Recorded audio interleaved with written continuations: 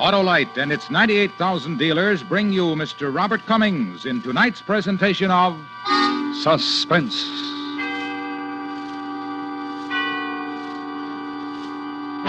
Tonight, Autolite presents a story based on fact. The dramatization of one man's deadly way of earning his living. All he needed was the morning newspaper, a telephone, and a gun. It's called Want Ad. Our star, Mr. Robert Cummings.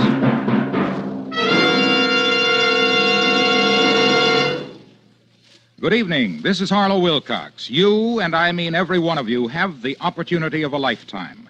The Autolite family offers $100,000 to be distributed by you to your church, hospital, favorite local or national charity, heart or cancer fund, March of Dimes, any recognized charity.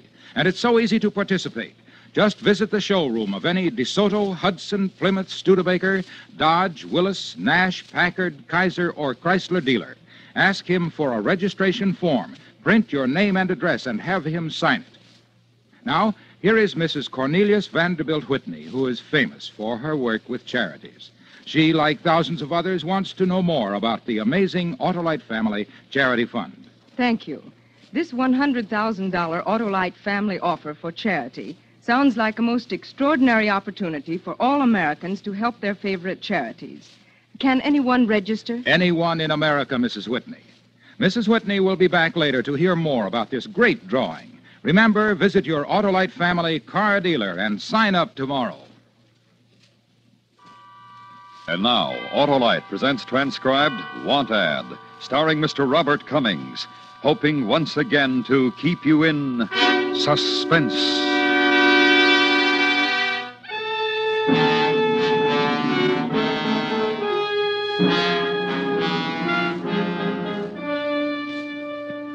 Well, you see, a guy in my line works alone, more or less. At least he should. But when I first got into town, I met a little lady. And after we'd known each other a couple of months, we got married. As a matter of fact, it worked out pretty well. Every morning, she gets up ahead of me, fixes some eggs and coffee. It's pretty nice, huh? The little lady's name is Wilma. Baby. Oh, baby. Through with the funnies? Uh-huh. Do you have to work today? Afraid so. Oh, I was hoping we could spend a quiet day together here. You know, sort of lie around, look at the paper and everything. Maybe you know I'd like that. But I have to do other things. And leave me all alone to spend the day by myself. I've got a new dress. I could wear it. Fine. Now, I better get busy. Oh, you just never pay any attention. Well, all right. Baby. I think I'll go window shopping. I'll see you later. Yeah. Bye. Bye-bye. Let's see. Section 3. Pages 10 to 17. Now then. That's K. I. 2.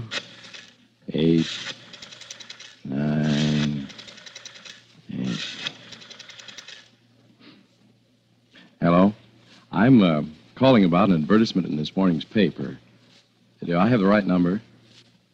Yes, I am. What kind of coat is it? That sounds like something I might be interested in seeing. Let me get that down. All right. 1425, what? Yandota? How do you spell that? Yandota, yeah. In about an hour. Thank you.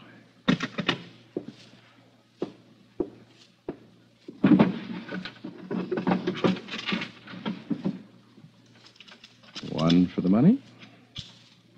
2 for the show. 3 to make ready. 4 to go. And 5 to make sure. And 6 to blow. If I have to.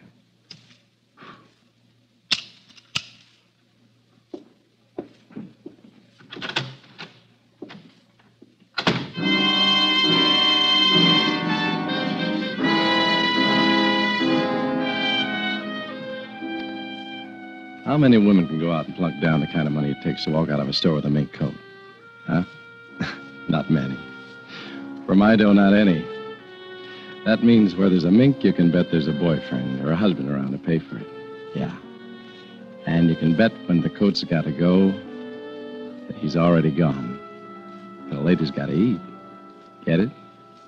She's all alone. And she wants to sell her coat.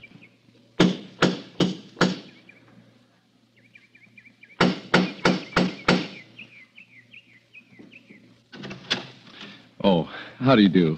Yes? I'm Mr. Vernon. I called about your advertisement in the paper this morning. Oh, yes, Mr. Vernon.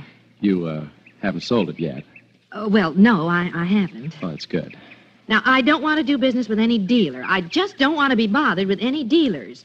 Half a dozen have called me already. I hope you're not a dealer, Mr. Vernon. Do I look like a dealer? Well, I can't tell anymore. They're very clever people.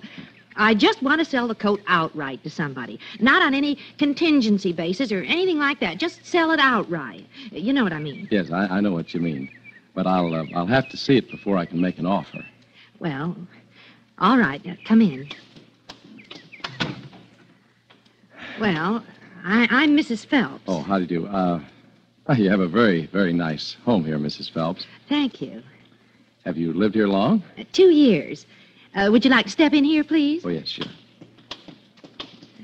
Oh, dear, I've been plagued to death with all kinds of dealers. I don't know how, but some of them found my address without even calling the number I put in the paper. Why, do they do things like that? Oh, they sure do. Let me tell you, they certainly do.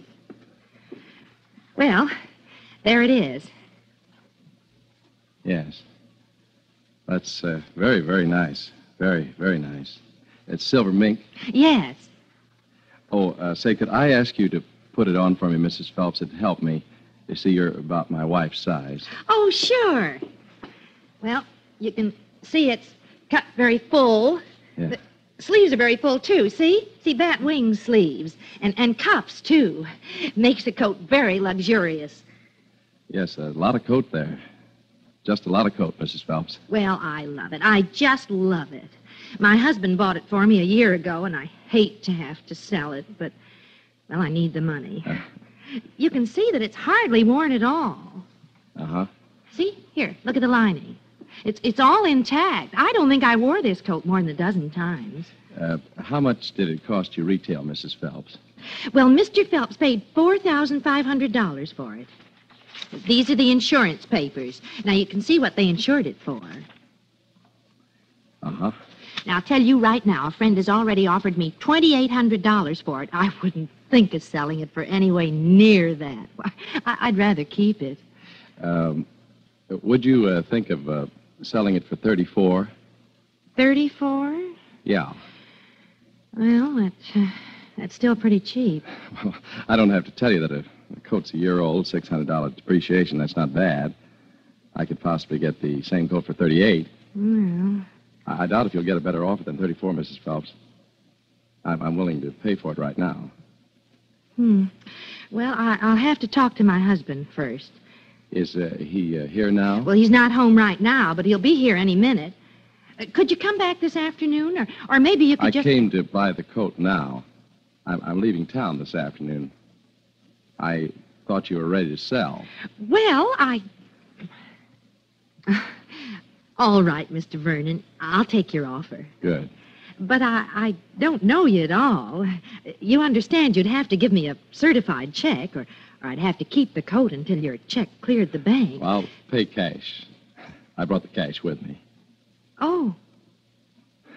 Anything wrong with that?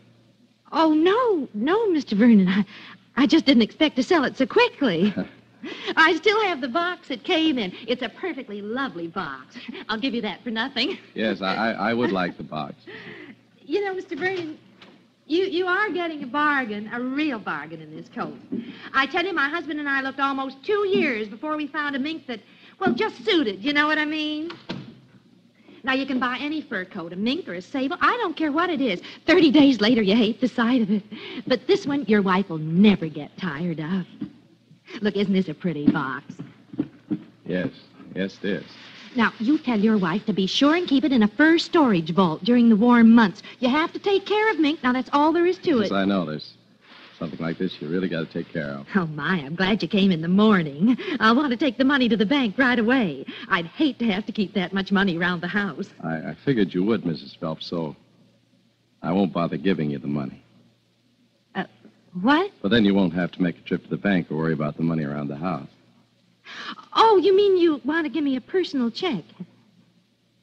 I want to give you nothing. Well, you did come here to buy this coat. Don't you want it? Yeah.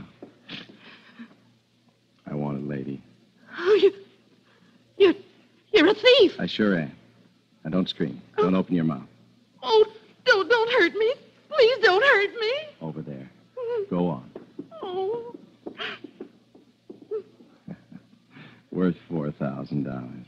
1 year old. Real goodbye. You should have seen your face when I told you I'd give you $3,400 for it. Oh. I'm a thief. Anybody could buy that coat brand new for $2,500. Well, it'll bring me about 1,000 the shape it's in right now. I'm a thief with a gun in my hand, taking what I want. Now, if you figure out what you'd be if you were counting my $3,400. Oh, you're quite a cute kidder, Mrs. Phelps. But then I'm used to people like you. Get in there. Oh, just don't take my coat, please. It's the only thing I have that's worth anything.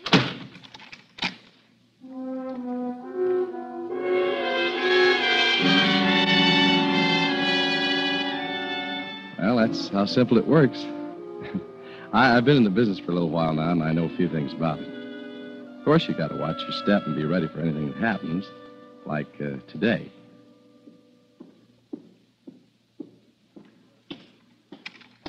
Uh-oh. Liz, I've been trying... Oh, who are you? Oh, hi. Who are you? Well, I'm Frank Phelps. Who'd you say you were? Well, I didn't say. Besides, you wouldn't know me anyhow. Where's Liz? Hey, that's Liz. It is. That's Liz's coat. My gun. Why, you... What have you done to her? Hey, what's been going on Hang here? on to your hat, brother. You won't get hurt. She's okay. No cheap crook's going to come into my house and pull a stunt like this. I'll show you. Get down! Down! Down! Stay down. Well, you people certainly have something to talk about over dinner tonight, won't you? Yeah. Something you can talk about, all right.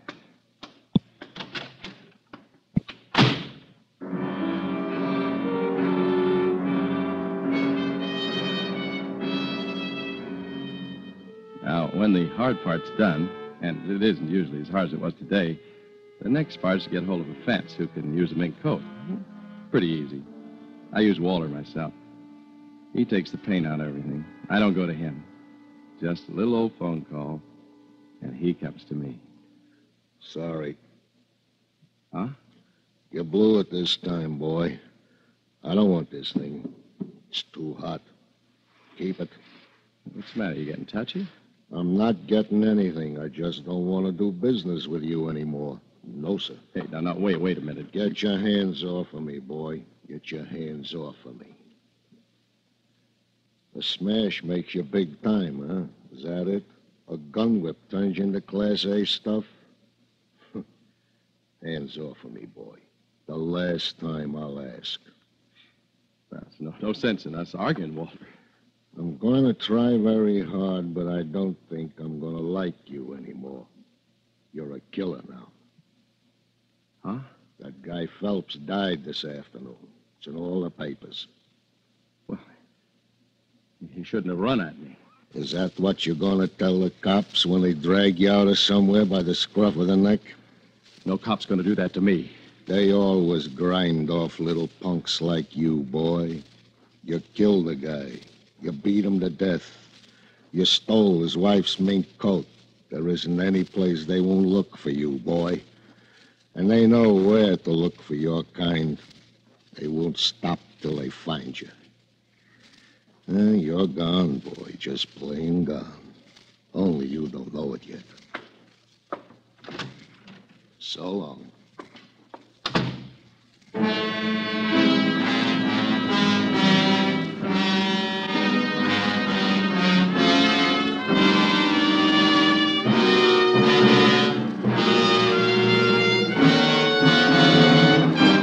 Autolite is bringing you Mr. Robert Cummings in Want Ad, tonight's presentation in radio's outstanding theater of thrills, Suspense.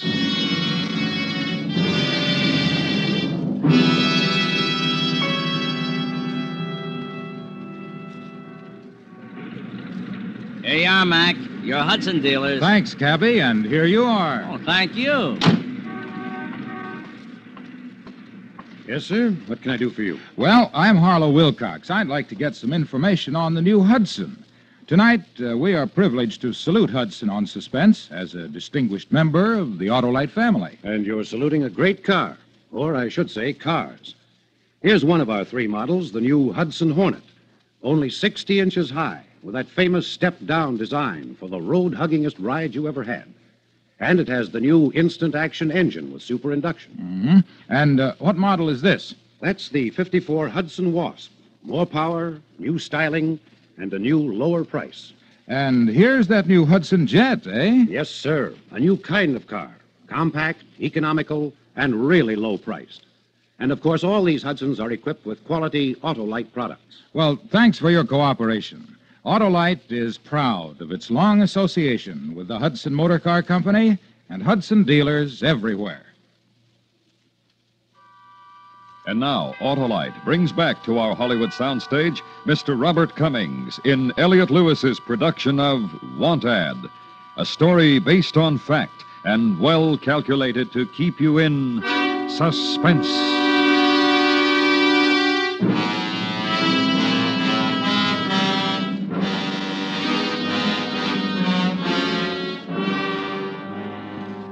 I know maybe a half a dozen fences in town. Only tried 2 of them after Waller. Those fellas are kind of chicken about some things. They get a little action with a piece of merchandise, and they all get scared. Of course, they're all afraid of something or other. Are you thinking, hon? That what you're doing, thinking? Yeah. Yeah, that's what I'm doing. About that man. Didn't he want the coat? No. Such a pretty, pretty coat. Oh, baby, I wish we had a fireplace. I wish we had a big, big fireplace, and then we could sit in front of a fire on a rainy night like this and everything. That'd be nice, wouldn't it, baby? Yeah, it sure would. We could drink hot coffee, maybe, listen to music, make fudge. Huh? Uh-huh. You like my new thing? What? This. Isn't it pretty? Oh, yeah. Like $1 million. Like $1 whole million. I liked it, so I bought it just like that. You hardly looked. I'll have to leave town. I have to get out of here. I have to go where they can't find me. Oh, baby. Oh, no. What's the matter? Did I say something? You're going to leave me. You're going away. Oh, now, look, kid, look. I have to go. Don't you understand, Puddin'? I have to leave town. If I don't, they'll get me. They won't get you here. Just stay here with me. I have to go. I have to go. Take me with you.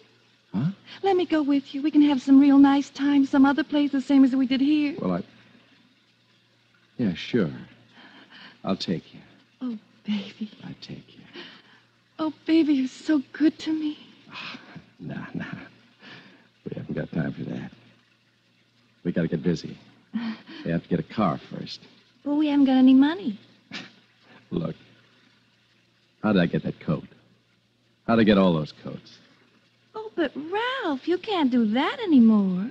That man who was here said they're looking for you. You can't do that anymore. They'll be waiting for you. He says I can't. I say I can. Don't you see how I use my head, baby? They're waiting for me, okay? They're waiting for a guy with a fur coat on his mind. But, baby, I'm now a guy with a car on his mind. Get it? Oh, baby, you're so smart. Gee, you're so smart.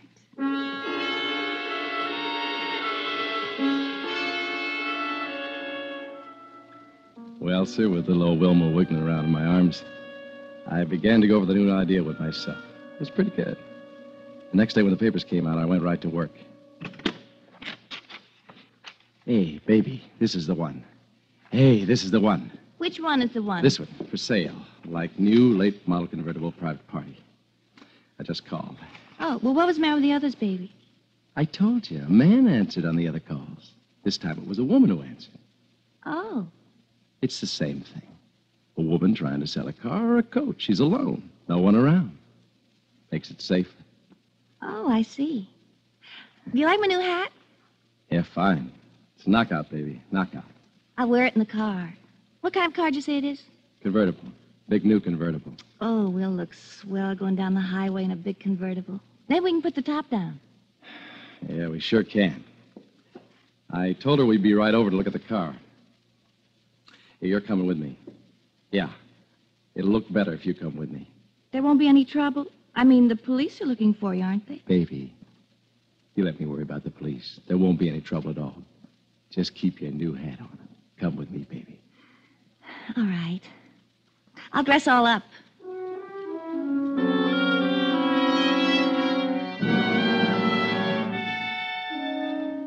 And it took her a little while, but I finally got her over there.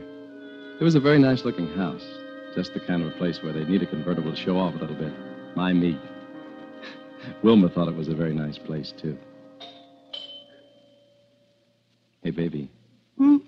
The gum. Oh, juicy fruit. You want some? Take out the gum, baby. Oh. And, I better do the talking, you know. I've been at this kind of thing for a long time now. Yeah, well, you know best. Do I look all right? Yes, well. Hello? Oh, hello. I'm the man about the car. Oh, yes. I'm Mr. Watson. This is Mrs. Watson. Oh, well, come in, please. Well, we'd like to see the car if we could. We're in kind of a hurry. Well, the car's in the garage in the back. It's just easier to come through the house. Well, all right. This way.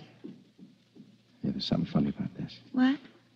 If she had a car for sale, she'd have it sitting in the driveway or out front. Not hidden in the garage. After the rain last night, I thought it best to keep it in the garage. I wanted it to look nice to show today. Ah, silly. Come on. I bet you two are newly married. Oh, no, we... Yeah, we've been married for some time now. You just look like newlyweds somehow. This way.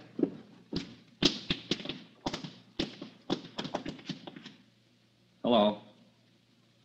Oh, hello. This is my husband, Mr. and Mrs. Watson. Oh, hello, Mr. Watson. How do you do, I'm sure. You seem familiar, Mr. Watson. Have you lived here long? No, we're just passing through, as a matter of fact. Where are you staying? At the Alpine Hotel. Oh. How long did you say you've been in town? A week. What do you do for a living? I'm an electrician. Where'd you say you were from? Cleveland. What part? Shaker Heights. This must be quite different than Shaker Heights, Mrs. Watson. Oh, it is. It is. Isn't it? What do you think of the car? Well, I haven't really had a chance to look at it yet. Well, there she is. Take a look. Yeah. That's a pretty nice car, all right. What are you asking for it? Blue Book's paying $32 for this model right now. Cost you $38 on the lot. We'll compromise. $35? Well, that sounds pretty good. A little steep, though. How about $34? And can you get someone to carry the papers? Oh, I can pay for it myself. You brought cash? Oh, no, but I can go over to the bank and get it if you'll give me an hour. No cash. Well, you didn't expect me to walk in here with $3,400 on me, did you? After all, I don't know you people from Adam. No offense, but a man would be crazy to carry that much money around strangers. What bank? Huh? He asked you what bank you'd go to get the money. Oh, why, just any bank. I'll draw a draft on myself, on my Cleveland account. You say you're an electrician, Mr. Watson. Yes. Is your name really Watson? What? Don't you usually look for fur coats? What? What's your real name? Huh? Your real name, what is it? Baby. Shut up. Let her talk. Say, I came over here to buy a car. What is this? There's the car. Buy it. I'd like to try it out first. Baby, will you shut up? Will you please shut up? You have some identification? Identification? Baby, would you shut up? Just shut up. What's the matter with your wife? I don't know. I don't know. We thought you might be needing a car. Huh? I said we thought you might be needing a car to take a trip in. I don't know what you're talking about. You know a man named Phelps, Frank Phelps? 1425 West Yondota Street. Well, I told you I knew here. I don't know any town at all. I don't know any Frank Phelps. Baby. Frank Phelps was killed yesterday. A man went in his house, stole a mink coat from his wife, then used his gun on Frank Phelps when he came home unexpectedly. He beat him to death, Watson. He stood there and beat him to death. Well, I don't know any Frank Phelps. I think you do. No, I don't, I tell you. I don't. Do I, baby? No, honest, he doesn't. Neither do I. Mrs. Watson, Yes, you know we're police officers, don't you? yes, I want to ask you one question. yes. Why are you wearing Mrs. Phelps' mink coat? What? Well, I didn't think you'd mind. You never pay any attention to the things I wear. You just never pay any attention at all. Oh, baby. Baby? Huh? Let's go.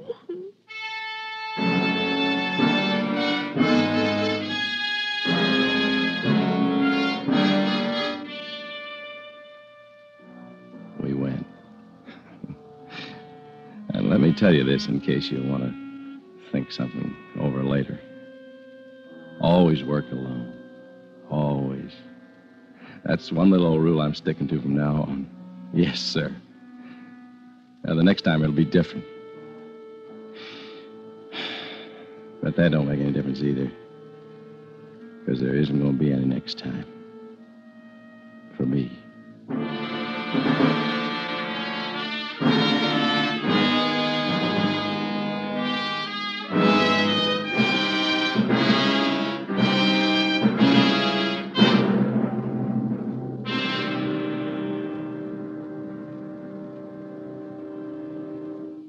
Suspense.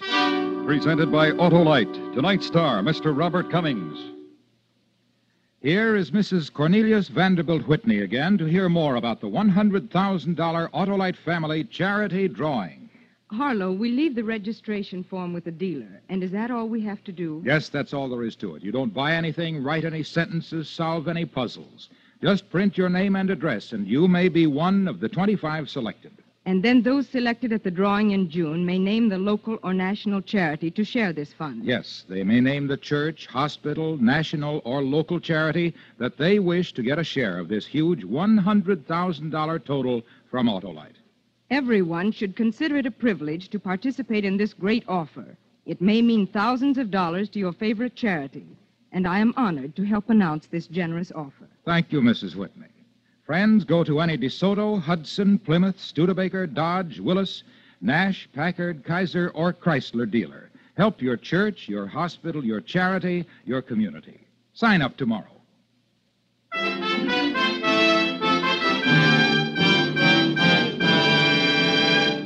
Next week, a lady with a big voice and lots of good humor meets a man with a soft voice and a very sharp knife. It's called Never Follow a Banjo Act. Our star, Miss Ethel Merman. That's next week on Suspense. Suspense is transcribed and directed by Elliott Lewis, with music composed by Lucian Morowick and conducted by Lud Gluskin. Want Ad was written for Suspense by E. Jack Newman. Featured in tonight's cast were Mary Jane Croft, Virginia Gregg, Paula Winslow, Larry Thor, and Charles Calvert. Robert Cummings will soon be seen starring in Alfred Hitchcock's Dial M for Murder, a Warner Brothers Color 3D. And remember next week, Miss Ethel Merman in Never Follow a Banjo Act. This is the CBS Radio Network.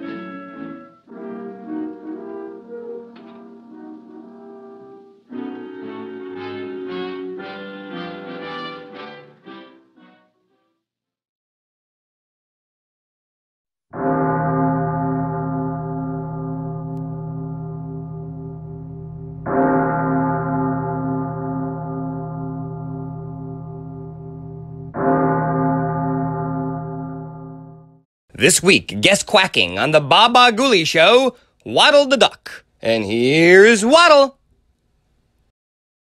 Hey folks, Waddle from Watchwaddle here. Hope you're enjoying today's radio program. And if you're considering getting a new radio to listen to them, why not get one with the newest innovation, the 4-speed record player?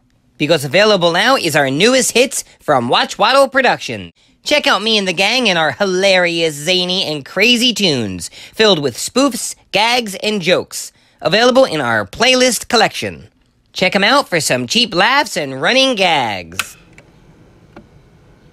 Well, and when we say running gags, we ain't kidding, brother. Screwy Forest's Watchwaddle cartoons. Available on Channel Watchwaddle. The Baba Ghoulie Show is brought to you by OTR Halloween Holidays.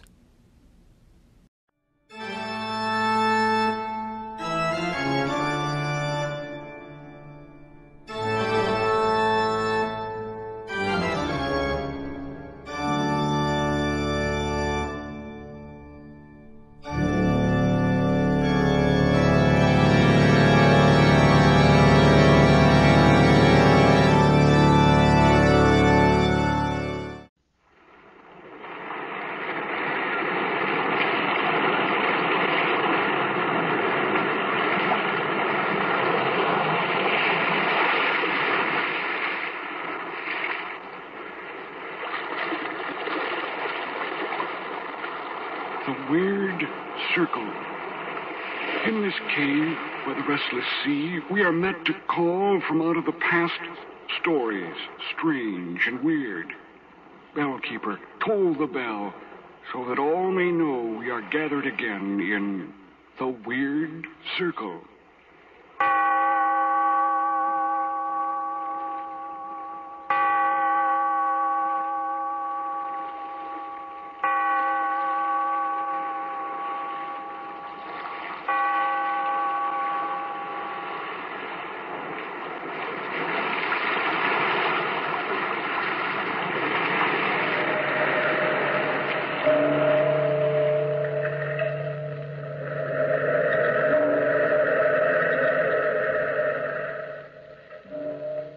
Out of the past, phantoms of a world gone by speak again their immortal tale. The Thing in the Tunnel.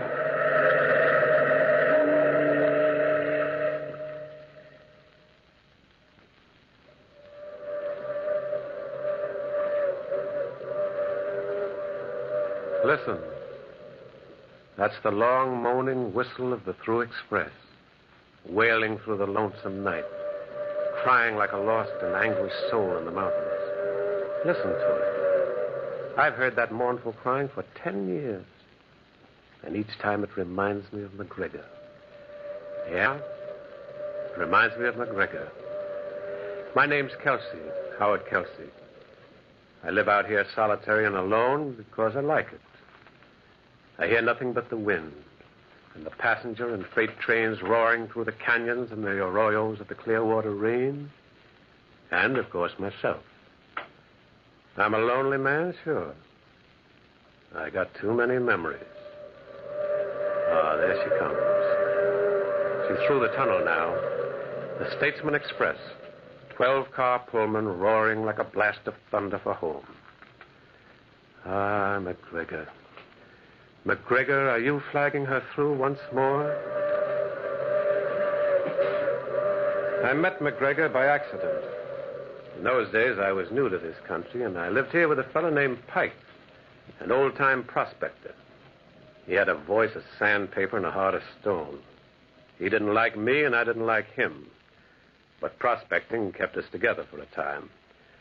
Nonetheless, we went out separately, and sometimes 2 or 3 days went by before we saw each other again.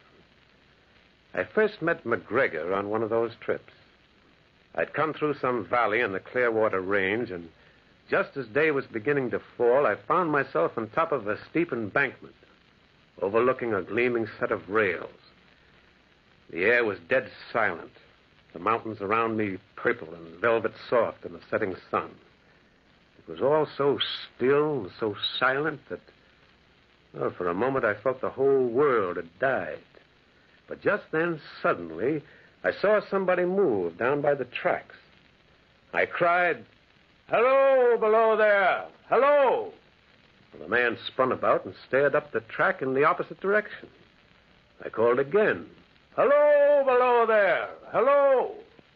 The man spun about again, and this time he saw me. "How do I get down there?" "Over to your left. There's a path." "All right, thanks. I'll be down in a minute." Well, the whistle called just as I began to descend. A rumble filled the air, and just as I reached the rail bed, I saw the tunnel, hewn out of mountain rock, and plunging from the tunnel's mouth, like some black, terrible monster, roared a train. It tore by me in a deafening roar. And then when it was past, directly opposite, on the other side of the track, stood the man I'd just called. And he was staring at me strangely. He was short and dark-skinned, and his eyes were sunk deep in his head. He wore a sheepskin coat and an old fedora, and he was holding a signal flag. "Hello. My name's Kelsey." Hello. "I was just kind of wandering, and, well, I saw you, and I called, and..." I work here. "Oh. Well, kind of lonely, isn't it?" It is. "What do you do?" Don't you know? What? Well, should I? Oh, the flag. Signalman, huh? And telegrapher. I see.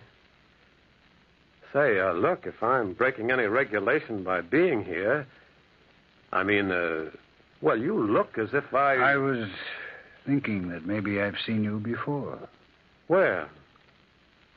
Over there. By the tunnel now? Yes. But good Lord, man, I've never seen it before. I didn't even know you had a tunnel here. Well, don't you believe me? I think so. My name's McGregor.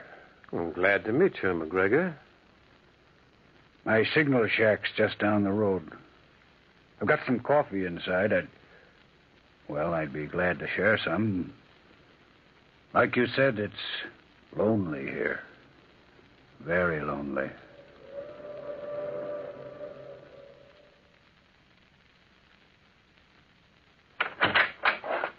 You see, coffee's ready. Well, can I help? Get cups or something? No, I'll get them. Tell me, why did you shout what you did when you were on the embankment? What did I shout? Hello, below there. Hello. Those were the exact words.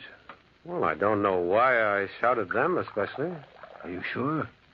You had no reason? I mean, did you feel that somebody or something was making you shout just those words? No. What makes you think that something did? They might have. Who might have? Say, look, are you all right, McGregor? I'm all right, fine. It's just... Just what? Look, listen to me. Don't think I'm crazy. You mustn't. Oh, why should I think It's just...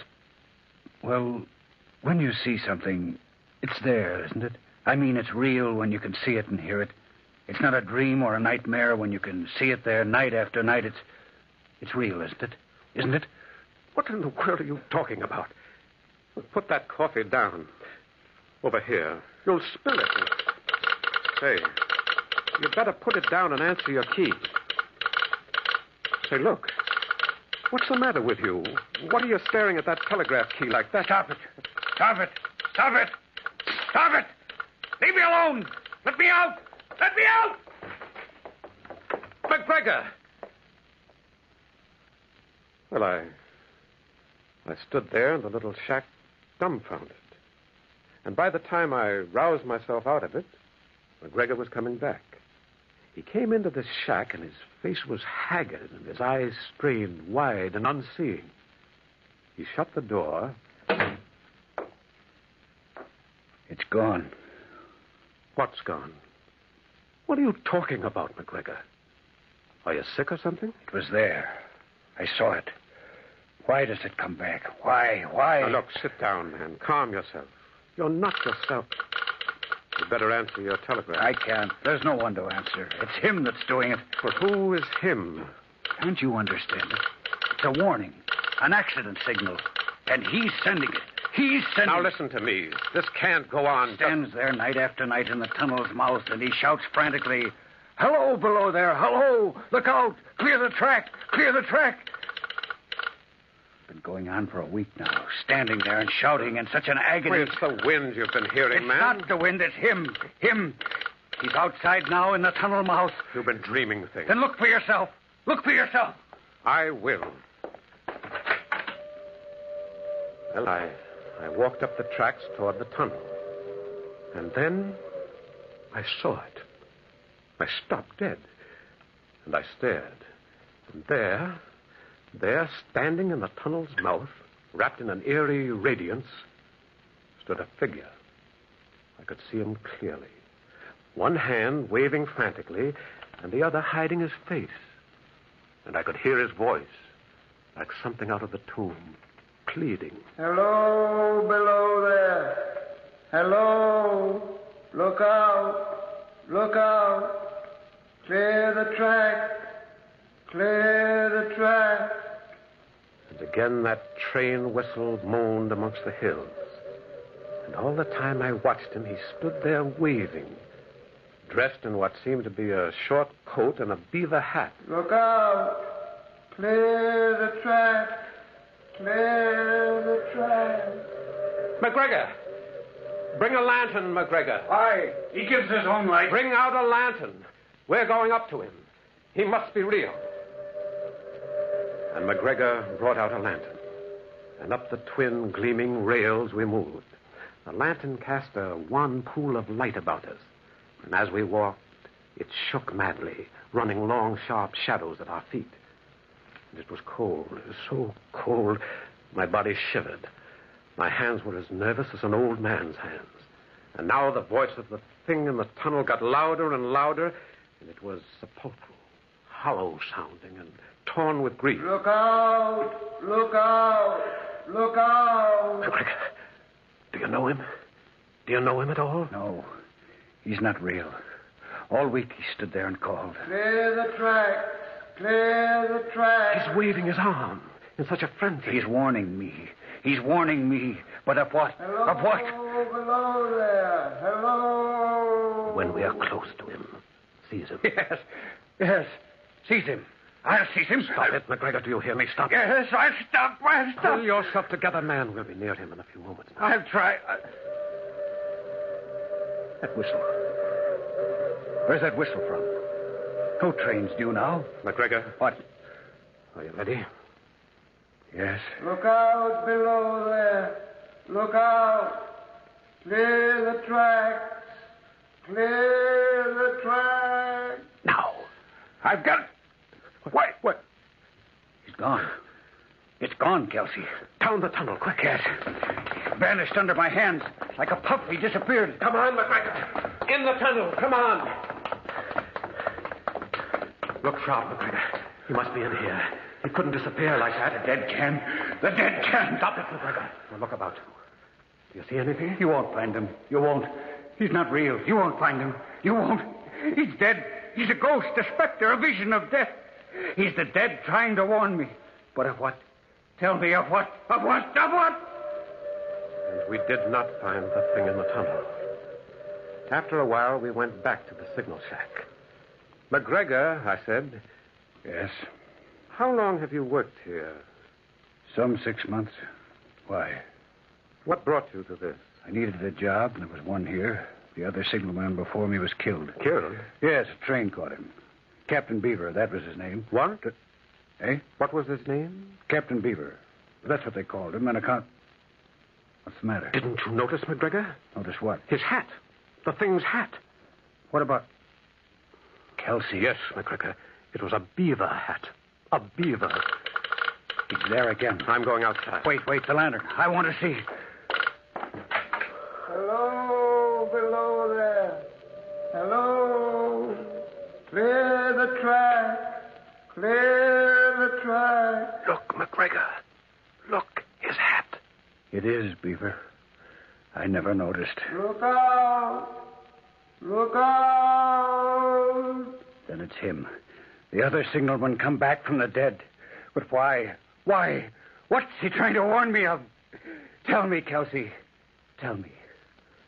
What is the dead trying to say?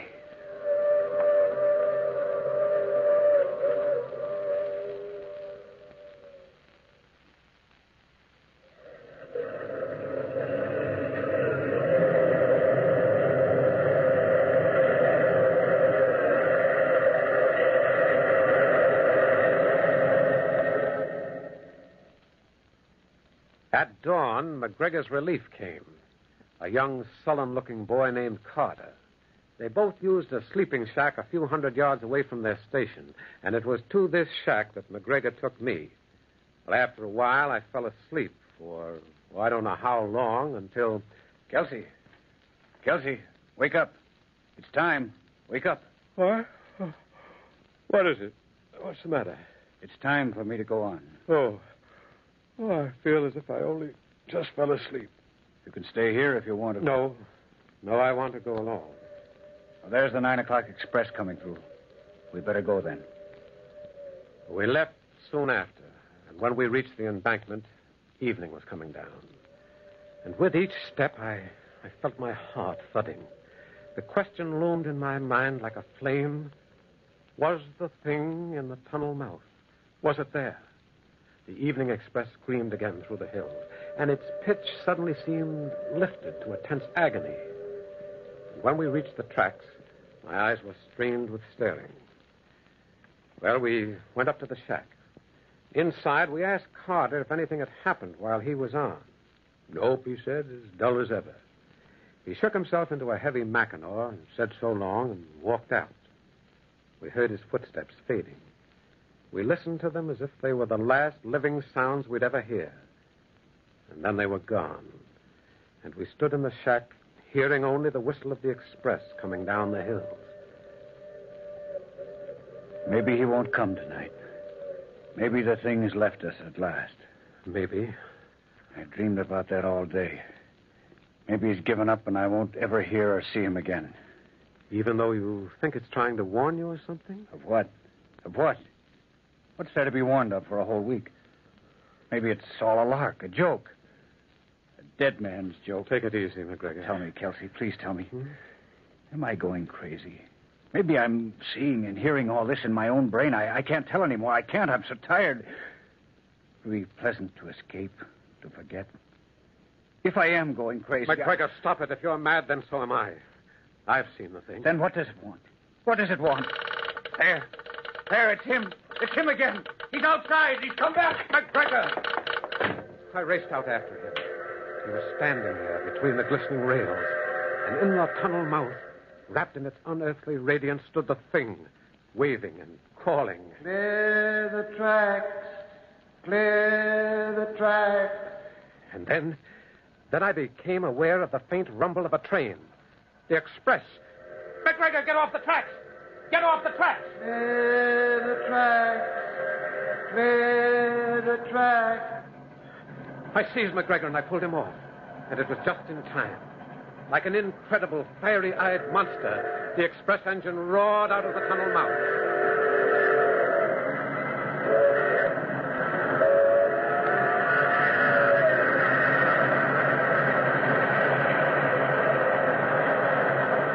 Thunderously, multiple-eyed, it plunged past. And then, unbelievably, it happened. I saw the rear cars as if they were toys, suddenly flung, hurtling off the tracks.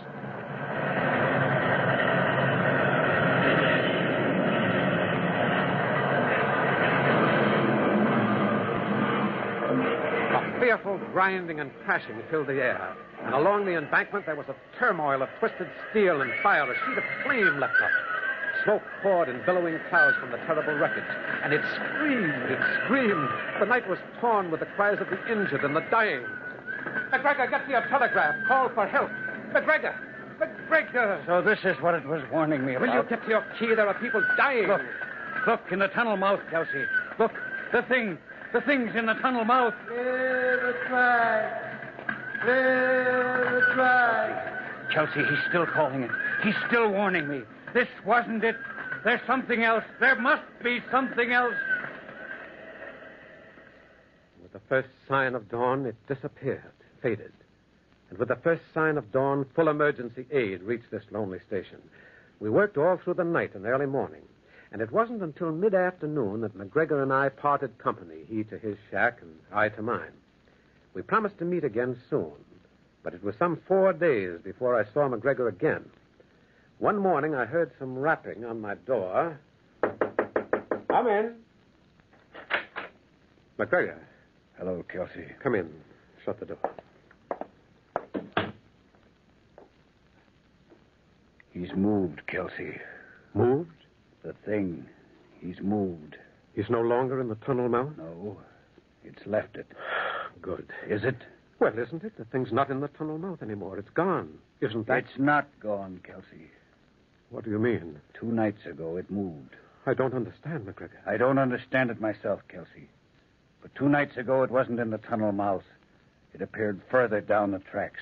You mean? I mean it appeared closer to me. And it waved and called to me from its new position.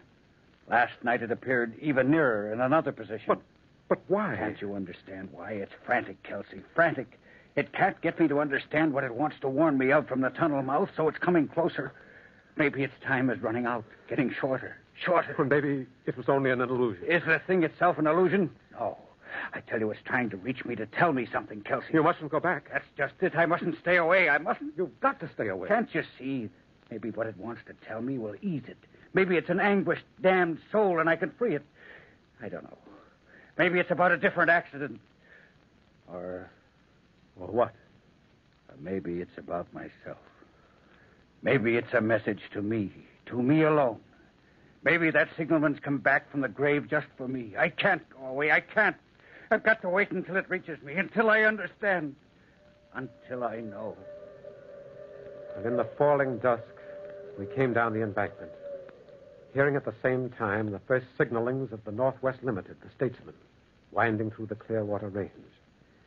We relieved Carter, and after he had gone, we sat down in the shack. Somehow, this night felt uniquely strange. Later on, I knew why. Kelsey, I have a brother back east. Huh? If anything should happen, let him know.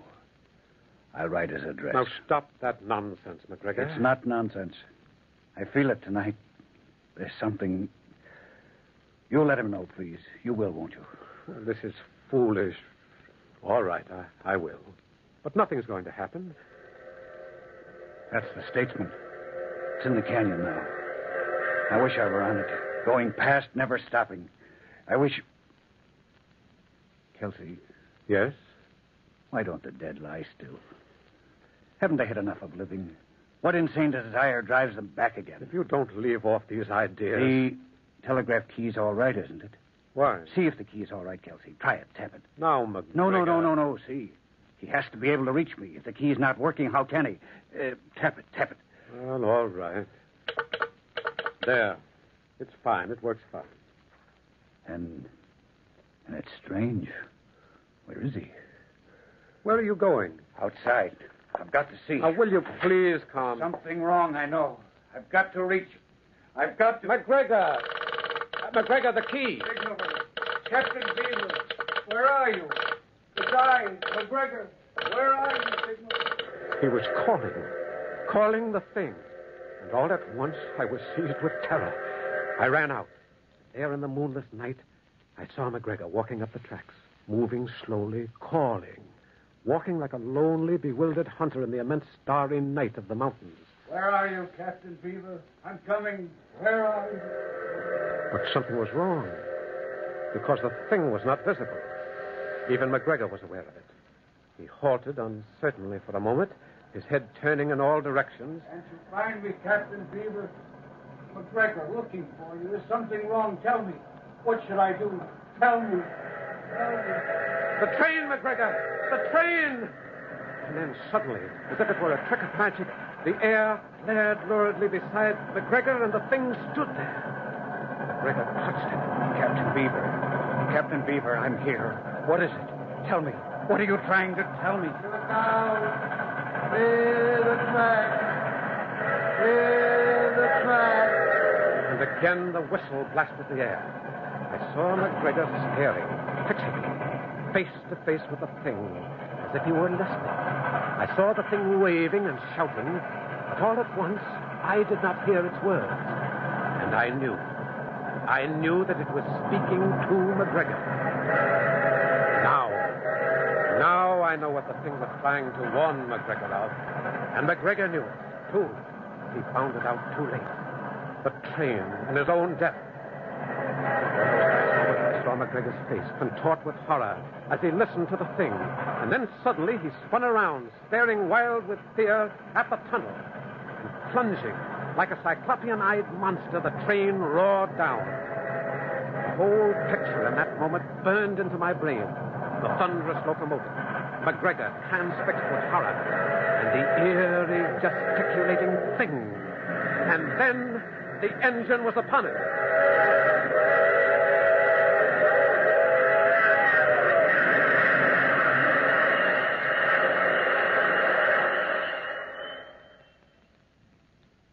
They stopped the train a few hundred yards below the accident. But there was nothing much to find, and less to recognize. I stood unmoving for a while.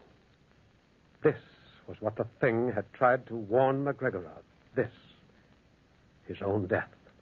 The kind of accident that had occurred to the thing itself once upon a time. I remember still the last time I saw it. It stood where the train had struck McGregor down, wrapped in its own radiance, holding its bowed head in its hand as if weeping, grieving that its warning had so tragically failed. Ah, listen to it. Listen to it. Forlorn and sad. Go ahead. Blow, engineer. Blow. Lament for McGregor. Sorrow for McGregor. Even the dead, the ghost of Captain Beaver, grieved.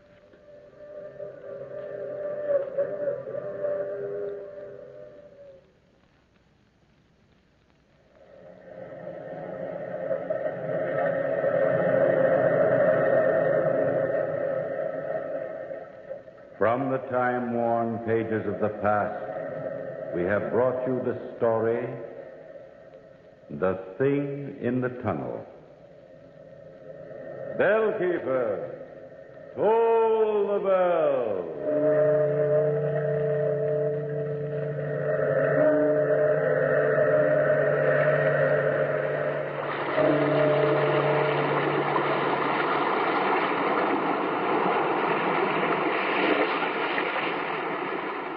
From the time-worn pages of the past, we have heard another immortal tale in The Weird Circle.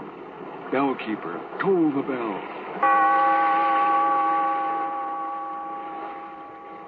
Be here in this lonely cave by the restless sea once again next time for another immortal tale in The Weird Circle.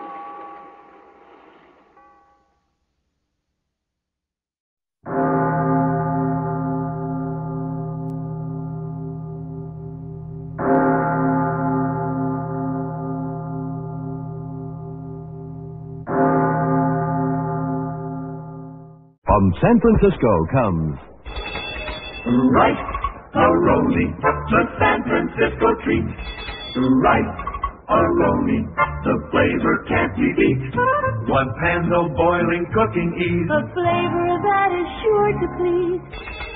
Rice-A-Roni, the San Francisco treat. Rice-A-Roni, the delicious break from potatoes, now in 6 fabulous flavors. One pan, no boiling, cooking ease. A flavor that is sure to please. Rice-A-Roni, the San Francisco treat. When you suffer from irregularity and take mineral oil for relief, chances are that you get only halfway relief. You see, irregularity is frequently accompanied by acid indigestion, and when this is the case, you need a preparation that combines laxative action with antacid action to bring you thorough relief. Now, plain mineral oil can't do this, but a remarkable preparation called Haley's M.O. combines the correct proportions of pure mineral oil with the finest milk of magnesia. As a result, Haley's MO gives you thorough relief. Not only relieves irregularity, but acid upset as well. And Haley's MO is so gentle that it's frequently recommended for patients following delicate abdominal operations. When you see how much more Haley's MO does for you, you'll be amazed that it costs only about the same as high-grade mineral oil. You can identify Haley's M-O on the package.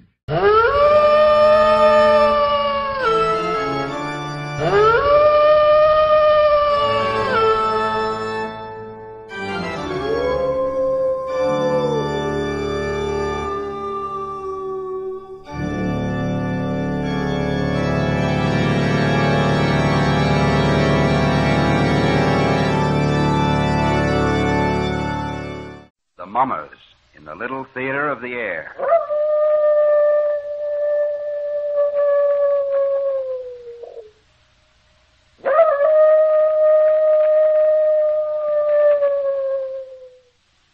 Now, the Hermit.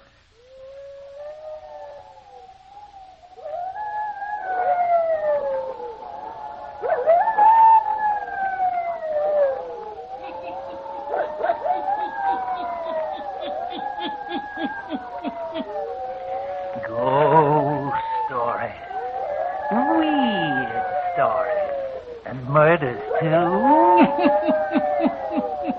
The Hermit knows of them all. Turn out your lights.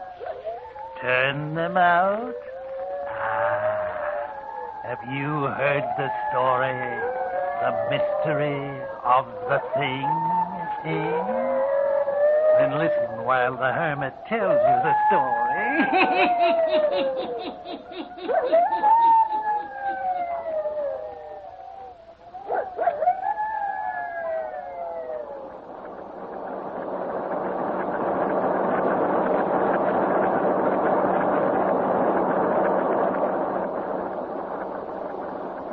Startling new development, the mysterious disappearance of Dawn Forestier, beautiful wife of Dr. John Forestier.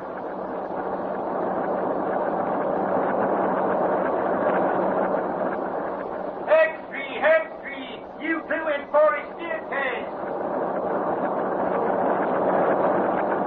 Sure, I saw the coat. It was Dawn Forestier's, that's for sure. Had her name stitched in it. As beautiful a piece of sable as a poor newspaper reporter ever looked upon. Yeah, and her other clothing was there, too, underneath the coat. Hextree, big ball play in Forestier case. Police hunt for body. Well, read it aloud, Clara. It is believed that the beautiful Dawn Forestier has been murdered. This morning, several hours after Dr. Forestier reported his wife missing, Sexton Rolfe Griggs of Green Cedar Cemetery found a bundle of clothing inside the cemetery gate, which has been identified as belonging to Mrs. Forestier. Oh, golly. In the burial ground. Readers of the Gazette will recall the dramatic circumstances which have surrounded Dawn Forestier since early this year. She was discovered one morning in the spring wandering in the park near Longview Hospital by Dr. John Forestier. Sure, I remember. Read all about it. She was a victim of amnesia. Oh, yeah. Yeah, that means you can't remember who you are or where you came from or anything. It tells all about it here in the Gazette. The doctor took her to the hospital. Yeah. And he named her Dawn. Uh-huh. And fell in love with her and married her. They never discovered who she was. It says here, it was thought at the time the beautiful woman who later became the bride of Dr. Forestier might have attended a masked ball or came from the stage. But no such person was ever reported missing. Sure. Don't you recall it, Clara? She was dressed in an old-fashioned gown that was torn all to tatters. Yeah, and now she's disappeared again, as mysterious-like as she came. Oh, gee, ain't it awful?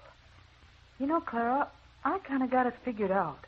I'll bet she was the moll of some gangster who spirited her away and murdered her. Gee, murdered. Probably cut into 100... Gentlemen of the press, I have called you here to my home to tell you that you need not continue your search for Mrs. Forestier. What do you mean, Doctor? Not to continue the search. Well, what's the dope, Dr. Forrester? Have you located her? I think perhaps we have. Well, where is she, Doctor? Where'd you find her? Please. What are you going to do? Please, gentlemen. If you will kindly allow me to do the talking. Or rather, if you will permit Mrs. Forrester to speak. Then she is here in the house? No.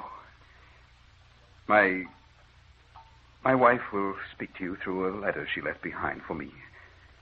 I only discovered it this evening.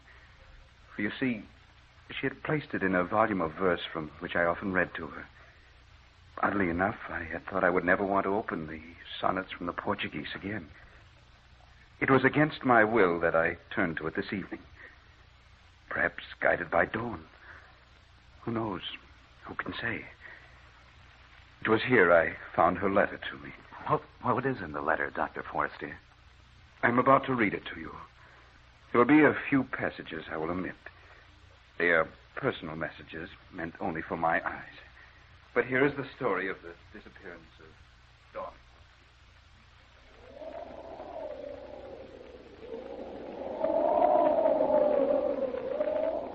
My darling John, this is going to be the most difficult and tragic hour of my life. For in this letter, I must say farewell to you, my devoted husband. The story I have to tell you, John, will be so strange and terrible that at first you won't believe it. But as you remember me, as you recall the circumstances of our meeting, how you found me dazed and wandering in the park one spring morning, how we've never known who I was or where I came from, then you will give more credence to my story. You named me Dawn because you found me at sunrise. Forrest, dear, because you loved me. We met in the dawn, my darling. But I must creep away from you in the darkness of the night. Oh, John, how I've loved you. And yet how disturbed I've been since I've lived here with you. I've tried to keep it from you, but your analytical mind and keen eyes have often noted my condition. You've repeatedly said... What is it, Dawn? What's wrong? Nothing, darling. Why? You know, dear, I often think it must have been during the night time that you were mistreated or abused by someone or something which brought about your amnesia. Why, John? Because it's always in the night time that you appear nervous, disturbed. Oh, John, you're imagining things. It was not you, John, who was imagining things. It was I. At least at first I thought it was a product of my imagination. It happened for the first time a few days after we returned from our honeymoon and had come here to live. You had left my room. I had turned off the light by my bed, prepared to sleep. First, I thought I must be dreaming. From a distance, I heard a singing wind, like the opening strains of a melody played on an organ.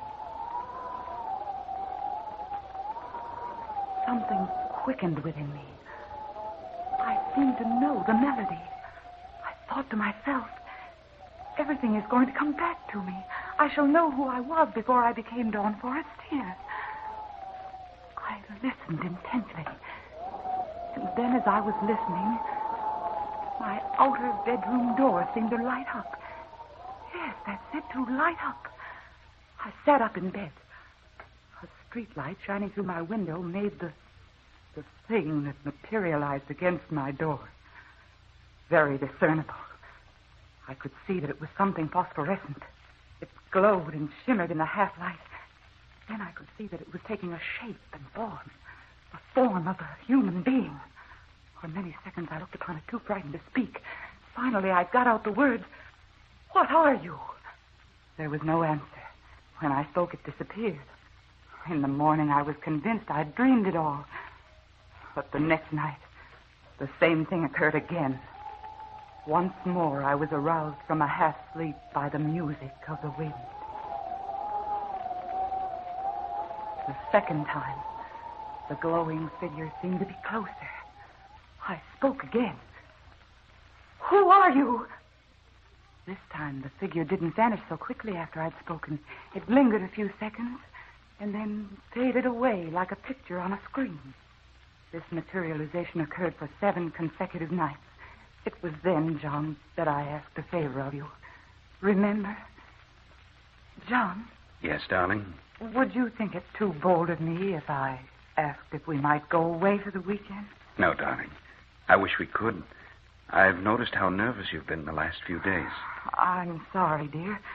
I don't know what it is. Don't let it distress you, Dawn. You're not entirely well, you know. Maybe some time before your nerves stop playing tricks on you. You're so helpful to me, John. I wish I might grant your request to go away for the weekend, but my work at present makes it impossible. Oh, it's all right, dear. It was only a suggestion. I'm really all right, so long as I have you. You had said it would be a long time before my nerves stopped playing me tricks. Oh, this was something to cling to.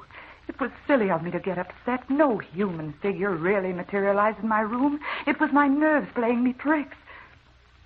But the visitations didn't stop, John. Hearing the singing wind, having that glowing, shimmering thing appear in my room was continuous. And then came the thing that struck terror in my heart. This night I had fallen asleep. Again, the music of the wind aroused me. I opened my eyes, and then I gasped in fright. For this time, the glowing figure was standing beside my bed, so near me I could reach out and touch it. Then something terrible happened. I found I couldn't breathe. It was as if something was cutting off my breathing. I struggled for air. And while I struggled, the thing near me began to make a strange sound.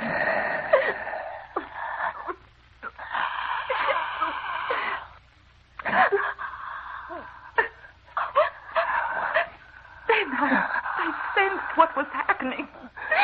The thing was somehow taking the breath from me, getting it into its own body. I must do something quickly. I sat up. I threw my arm out as if to push the thing away. I struggled to push it away. And as I touched it, I could feel something cold and gelatin-like. And then it disappeared. That was the night, John, that I screamed.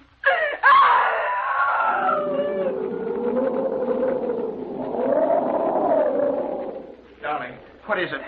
What in the world is it? Dawn, look at me. Tell me, what was it? A nightmare? John! From then on, events transpired rapidly. You made an appointment for me with Dr. Bland, the eminent psychiatrist. Oh, I know, darling, you were upset because I refused to go to him. But I knew by then that it was no use.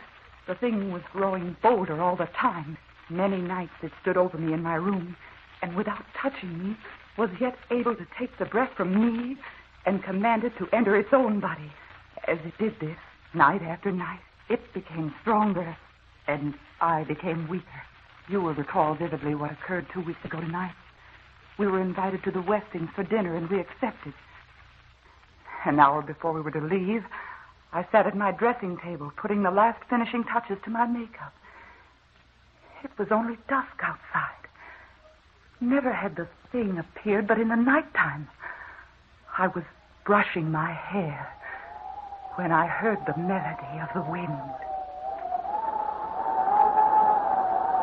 The figure stood right behind me. And, John, I could see what it was. In the mirror, I could see what the thing was.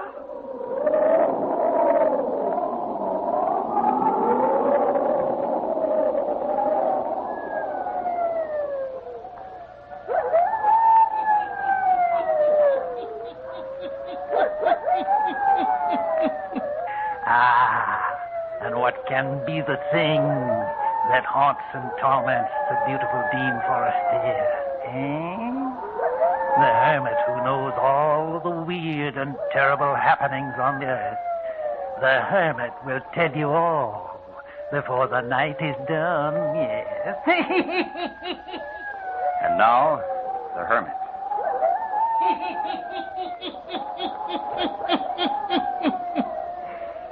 And now Dr. Forestier continues to read to a group of newsmen the letter his wife, Dawn Forestier, left for him before her strange disappearance. Listen to Dawn Forestier's story of the mystery of the thing.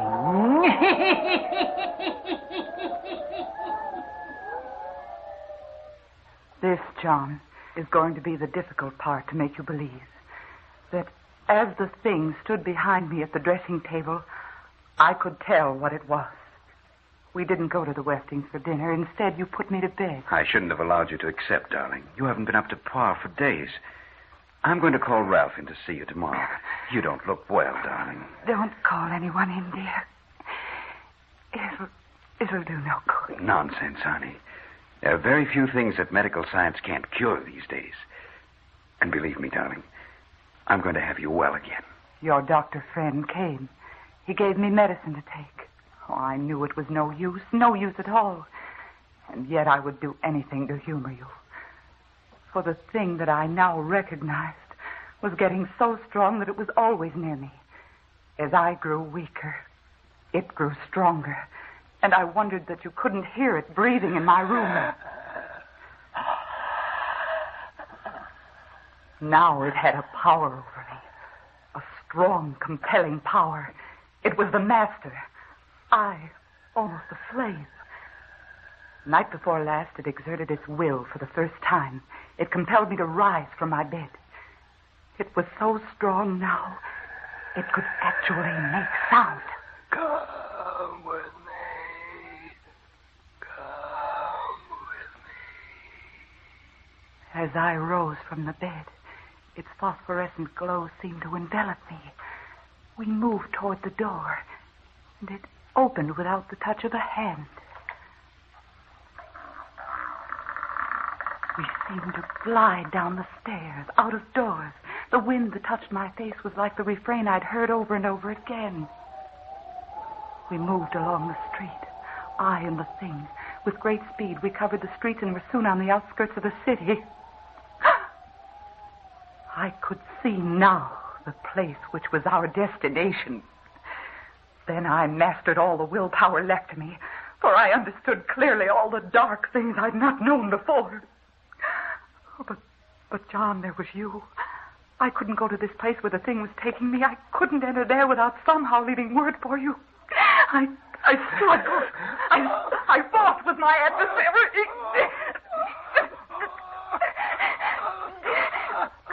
I was gaining. I broke away. Somehow I got breath and strength enough to return home into my bed. Now comes the end of my story and my farewell to you. Here, gentlemen, I will omit a page. It is personal. But what happened to Dawn? Where is she? Since this morning, when the sexton at Green Cedar Burial Ground found my wife's clothing, permission has been granted by the state for me to check up on the material found in this letter I've almost finished reading to you. I'm refraining from reading the last pages until we have made a visit to the cemetery. If you men of the press will get in your cars and follow me, we may be able to complete and verify the information given to me by Dawn Forestier.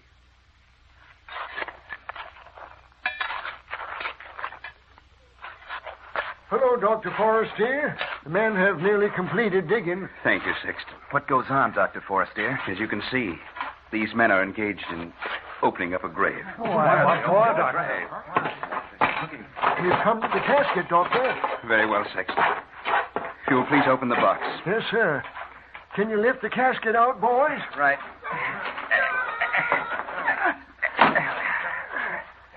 Now, gentlemen, after the box is opened, I will read the remainder of my wife's letter.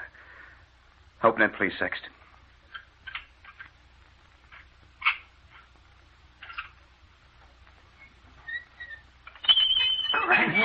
Great heaven. Dr. Forestier, great Scott, why have you opened this grave? Sexton, Will you reach in and procure the diamond ring that lies in the coffin? Yes. Here it is, sir. This is my wife's ring, gentlemen. How did it get in this coffin? Here are the last pages of my wife's letter to me. Now comes the end of my story and my farewell to you. John, I knew from the moment I saw the thing in the mirror of my dressing table. I knew from then on who and what it was. The first night I was strong enough to break away from it as it drew me to the gates of Green Cedar Cemetery. And I've spent my last day writing this letter to you. For tonight, the thing will appear again. And this time, I must follow it.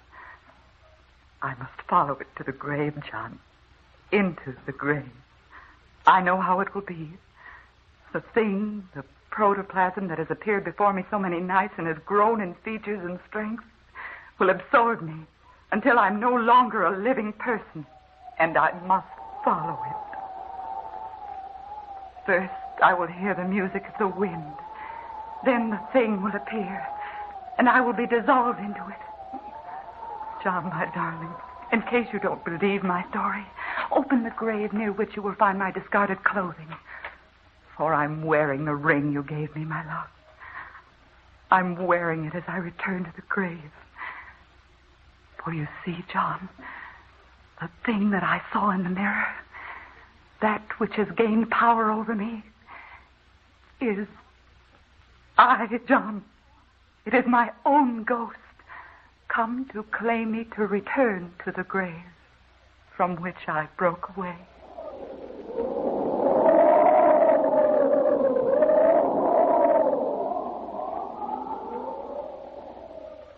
Ain't it awful, Clara? Could anyone believe such a terrible thing could happen on this earth?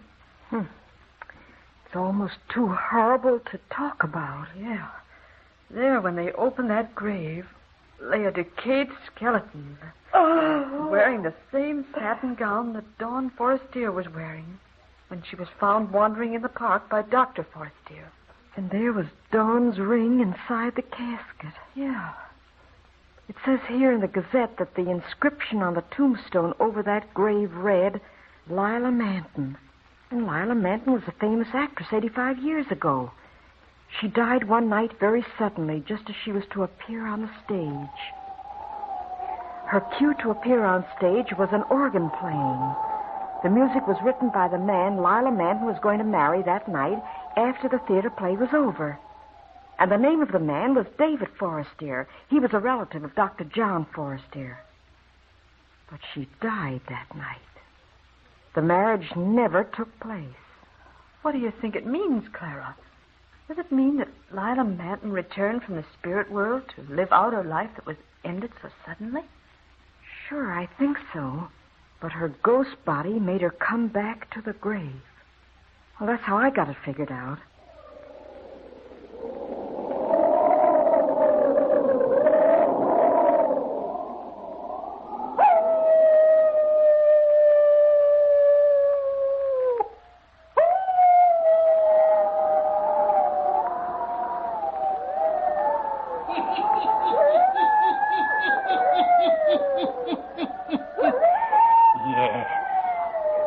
Forestier was haunted by her own ghost body until it finally absorbed a new vision and shape and made her return to her grave. Yes, turn on your lights. Turn them on. I'll be back. Pleasant dreams. All characters, places, and occurrences mentioned in the Hermit's Cave are fictitious, and similarity to persons, places, or occurrences is purely accidental.